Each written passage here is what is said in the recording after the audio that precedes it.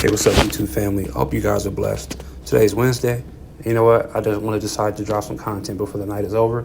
Today we're going to talk about the beautiful black people of the Pacific Islands. Yes, the original people of the Pacific Islands were indeed black Negritos. So we're going to get into some of that information. The book that I'm reading is When the World Was Black, The Untold History of the World's First Civilizations, Prehistoric Culture, Part 1. I've made plenty of content based on this book, and I'm going to go ahead and continue with the Pacific Islands. Pacific Islands, the black and brown islands.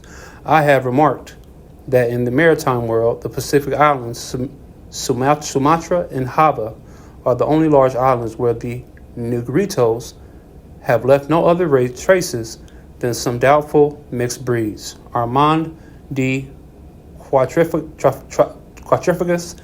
the Pygmies. The Pacific Islands are a visual paradise. Their beautiful, pristine natural landscapes are so awe-inspiring that they provided the backdrops for just about any feature film that takes place in the land before time kind of setting. There are the islands everyone knows about, like New Zealand, Hawaii, and Fiji, but those are really only the tip of the iceberg. In fact, those islands only carry about 2% of the history of the Pacific Islands, partly because their history doesn't go back as far, but also because there are simply so many other islands to consider. In fact, there are so many islands in the Pacific that people normally discuss them in groups, like Melanesia, Micronesia, and Polynesia. Polynesia alone consists of over 1,000 islands, all settled and resettled by different waves of original people. Almost all of them were ultimately taken over by Europeans through colonization or conquest. All of these stories, some more tragic than others, begin based upon a black foundation. The islands, over 10,000 in all, were originally settled by members of the ancestral human population who became the DPP, basically pygmies. Many were later settled by Australoid people, and many more were even later settled by Mongoloid people. Some of these people ultimately traveled from the Pacific Islands into the Americas. In the Negro in the New World, Sir Harry Hamilton Johnson writes, "To this day, dwarf Negro people survive in the Far East.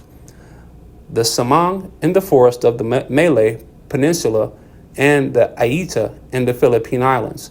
There are traces of the passage of a Negroid people through Sumatra and Borneo, and the island of Timor and marked Seoul in the New Guinea. Though here they have mingled with the Australoid and have produced a well-marked Papuan race. The existing populations of the Samoan Islands, of New Ireland, and of New Hebrides, I don't feel like I'm pronouncing that right, Hebrides, are much more Negro-like in physical characteristics. In fact, perhaps the people of New Ireland are the most nearly akin to the African Negro of all of the Asiatic or Australasian peoples. Asiatic Negroes also seem to have entered Australia from New Guinea and to have passed down the eastern part of that continent till they reached the thin peninsula of Tasmania, not, of course, without mingling with the Australoids. There is a Negroid Melanesian element in Fiji and as far west as the Hawaii archipelago and among the Maoris of New Zealand in much less degree, also in Burma, Annam, Hainan, Formosa, the Ryukyu Islands, and southern Japan. The original people ventured far beyond the islands of Southeast Asia. They continued east, becoming the first to settle the Pacific Islands. Their first destination may have been the islands of Melanesia. Well-known parts of Melanesia include New Guinea, Fiji, the Solomon Islands, the Torres Strait Islands, the Trobriand Islands, and Vanuatu. The Pacific Islands are unique because anthropologists say the black people living there were, like many Australian Aborigines, still living in the Stone Age. We already shown that Stone Age culture can be entirely sufficient for meeting a people's needs, but the story of the Pacific Islands can take us even deeper. Without calling their culture primitive, as others have done, historian Nicholas Wade credits this fact to the tribalization of places like New Guinea, where 1,200 different languages occupy a region about the size of Texas. But were the people of the Pacific Islands in a state of stunted growth? Digging into this question makes us revisit the idea of change versus progress and the meaning of civilization. What does progress really mean? If it ain't broke, do we fix it? Just something to consider as we discuss the history of the world's cultures and civilizations. In 1526, Portuguese explorers came across a land that had not yet been conquered by any European nation. Jorge de Menezes, the first Portuguese governor of the Moluccas, named the island Alhadios Papus, based on the Malay name for his people, Orang Papua, which means frizzy-haired people. These people, later known as the Papuans, represent what Lothrop Stoddard called the eastern end of the Black Belt that once stretched uninterruptedly from Africa across southern Asia to the Pacific Ocean. The Papuans know of this belt. In the 1970s, Ben Tangama, foreign minister of Papua New Guinea, announced, "Africa is our motherland." Of all of the black populations which settled in Asia over the hundreds of thousands of years came undoubtedly from the African continent. In fact, the entire world was populated from Africa. Hence, we the blacks in Asia and the Pacific today descend from Proto-African peoples. We were linked to Africa in the past. We are linked to Africa in the present. We will be linked to Africa in the future. As early as 49,000 BC, blacks were living in the highlands of New Guinea, using stone axes with wooden handles to remove trees, which scientists see as evidence that the early inhabitants cleared forest patches to promote the growth of useful plants.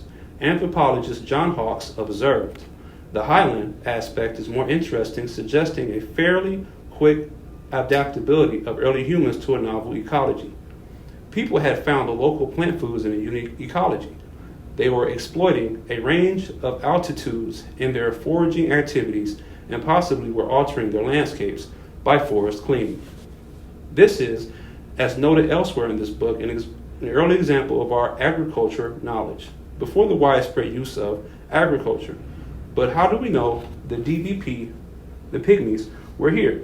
In the Times of June 3, 1910, an expedition organized by the British Ornithologists Union reported a tribe of little black people still living in the snow mountains of New Guinea at an altitude of about 2,000 feet above sea level. Guess what? After thousands of years of occupation in these colder regions, they were still black. What were they doing in these mountains? The first humans in New Guinea may have been remnants of the original people who left the Nubian complex long before 70,000 years ago. I'll explain. There are two large language families in Melanesia, Austronesian and Papuan.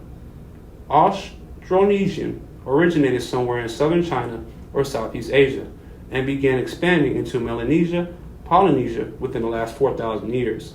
Most of these newer populations settled in places that were already settled by older people speaking incredibly old languages known as Papuan. In other words, the Papuans are the original people of that area. They were there long before Austronesian people came with the science of planting crops and stonemasonry. Genetic studies suggest that 84% of the Papuan people of New Guinea descend from lineages that go back to between 80,000 and 122,000 years ago, suggesting they could be survivors of a pre-Toba migration out of the Nubian complex. Dr. Victor Guara has theorized that these blacks were once settled in Australia, but encroaching waves of Australoid people sent them fleeing. Some went south into Tasmania, others sought refuge in the tropical forests of northeast Queensland, which was, according to Birdseal's research, once home to small groups of pygmies, and still others went north into New Guinea, and according to Grower, if the newcomers had arrived while New Guinea was still attached to Australia, the refugees could have made their way north by land. But if the sea had already separated the two regions, they could have retreated in boats or rafts, at least while the distance was not too great. The Australoid invaders would have followed them, and at that time, taken over the New Guinea coast, while the natives retreated into the highlands. When the Mongoloid people speaking Austronesian languages migrated into Melanesia between around 5,000 years ago, they, in turn, displaced these Australoid people, Grower says. Their only cause would have been a retreat into the highlands, which would therefore have come to harbor a mixed population, partly of Negrito and partly of Australo origin. Since these groups have formerly been bitter enemies, it's not difficult to see how the endemic warfare we now see in the New Guinea highlands could have originated at this point, although many of these populations seem ultimately to have merged both physically and culturally.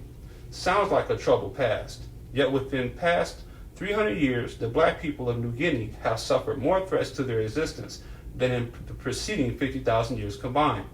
First, the Spanish came in 1545, introducing deadly diseases and escalating local conflicts into wars. Then the Dutch took over, making their things worse.